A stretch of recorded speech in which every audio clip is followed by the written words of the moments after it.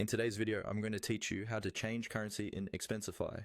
Let's walk through this together so you can make sure your expenses, reimbursements, and reports are all using the correct currency for your needs.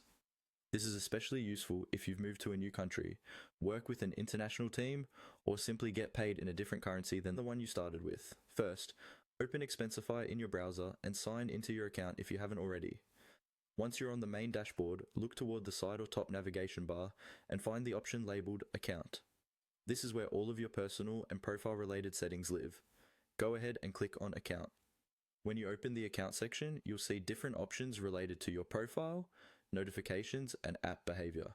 For changing the currency, we're going to focus on your personal settings. Inside this area, look for an option called Preferences. This is usually where Expensify lets you control how the app behaves for you personally, including language, time zone, and of course, currency. Click on Preferences to open that page. Once you're in the Preferences section, take a moment to scroll through and familiarize yourself with the options available. This page can affect how information is displayed, so it's a good place to check if anything else needs updating while you're here. Now, the key setting we're interested in is called Payment Currency. This controls which currency is used when dealing with payments or reimbursements connected to your account.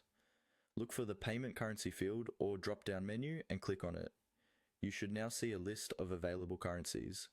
Scroll through and select the one that matches the currency you want to use going forward, such as US dollars, euros, or any other supported currency.